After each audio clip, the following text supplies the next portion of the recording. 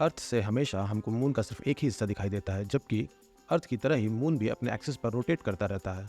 फिर भी इसका दूसरा हिस्सा धरती से कभी भी दिखाई नहीं देता, क्योंकि अर्थ के अराउंड यह अपना रिवोल्यूशन और अपने खुद के एक्सिस पर यह अपना रोटेशन एक साथ ही कंप्लीट करता है। यही कारण है कि जैसे जैसे यह रोटेट करता है वैसे वैसे ही इसके रिवोल्यूशन के कारण इसका वही हिस्सा अर्थ के सामने पड़ता जाता है, जिससे हमेशा हमको मून का वही आधा हिस्सा दिखाई देता है।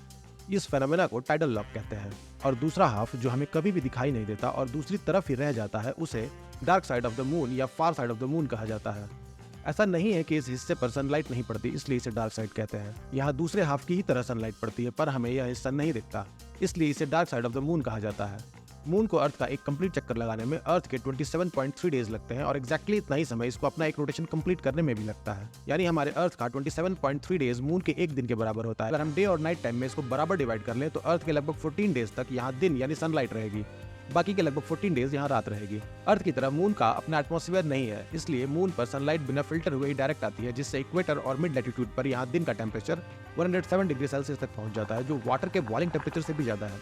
एटमॉस्फेयर न होने के कारण यहाँ जो सनलाइट आती है वो बिना ट्रैप हुए वापस यूनिवर्स में लॉस्ट हो जाती है, जिससे यहाँ नाइट में टेम्परेचर -183 डिग्री सेल्सियस तक पहुंच जाता है। वहीं पोल्स पर टेम्परेचर और भी कम होता है। सन के रेफरेंस में मून के एक्सिस का इंक्लिनेशन 1.5 डिग्री होता है, यानी अर्थ की तरह मून के पोल्स पर सनलाइट ज्यादा वेरी नहीं करती। और सदर्न पोल में ज्यादा कटर होने के कारण यहाँ टेम्परेचर नॉर्थ पोल से स्लाइटली कम होता है। नासा का लूनर रिकॉनिसेंस ऑर्बिटर यानी एलआरओ स्पेसक्राफ्ट जो 2009 से मून का चक्कर लगा रहा है, उसने -246 degree Celsius lowest temperature record किया है। एटमॉस्फेयर न होने के कारण ही मून पर बहुत ज्यादा क्रेटर्स है, क्योंकि जब कोई सेलेस्टियल ऑब्जेक्ट जैसे एस्टेरॉइड्स या कॉमेट्स मून की ओर आता है तो अर्थ की तरह यहाँ कोई एटमॉस्फेयर नहीं है जो उसे फ्रिक्शन से बर्न कर दे और साथ ही उसकी स्पीड स्लो कर दे, बल्कि यहाँ वह सीधे तेजी से आगे बढ़ता है, जिससे यहाँ बड़े बड़े क्रेटर्स होते हैं। पोल्स पर सनलाइट लो एंगल या पैरेलल पड़ती है, जिससे इन बड़े क्रेटर्स में सनलाइट जा ही नहीं पाती, जिससे इनमें टेम्परेचर बहुत ही ज्यादा कम हो जाता है। यही कारण है कि यहाँ वाटर और दूसरे मिनरल्स के पाए जाने की संभावना काफी ज्यादा है। साथ ही एक्सट्रीम लो टेम्परेचर होने के कारण सोलर सिस्टम और मून के ओरिजिन के समय के अर्लीस्ट मैटर्स के प्रिजर्व कंडीशन में मिलने की बहुत संभावना है, जिससे हमें उस समय की पुख्ता जानकारी मिल पाएगी। यही कारण है दुनिया मून के इस हिस्से को एक्सप्लोर करने के लिए लगातार कोशिश कर रही है।